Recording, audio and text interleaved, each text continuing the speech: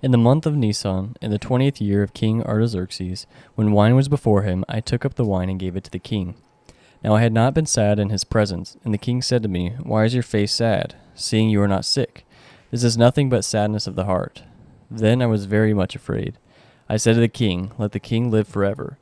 Why should not my face be sad, when the city, the place of my father's graves, lie in ruins, and its gates have been destroyed by fire?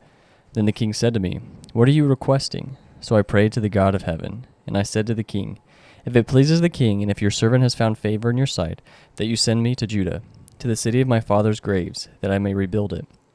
The king said to me, the queen sitting beside him, How long will you be gone, and when will you return? So it pleased the king to send me when I had given him a time. And I said to the king, If it pleases the king, let letters be given me to the governors of the province beyond the river, that they may let me pass through until I come to Judah, and a letter to Asaph, the keeper of the king's forest, that he may give me timber to make beams for the gates of the fortress of the temple and for the wall of the city, for the house that shall occupy. And the king granted me what I asked, for the good hand of my God was upon me. Then I came to the governors of the province beyond the river, and gave them the king's letters. Now the king had sent me officers of the army and horsemen.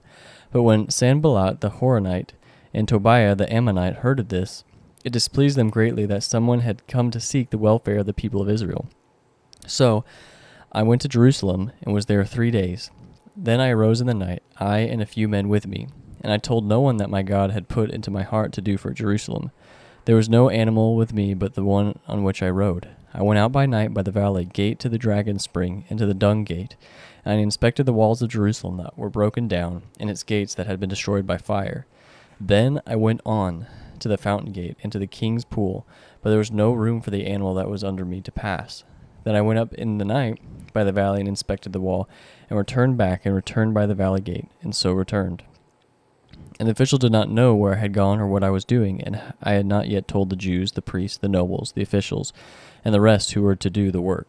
Then I said to them, You see the trouble we are in, how Jerusalem lies in ruins with its gates burned. Come, let us build the wall of Jerusalem, that we may no longer suffer derision. And I told them of the hand of my God that had been upon me for good, and also of the words that the king had spoken to me. And they said, Let us rise up and build.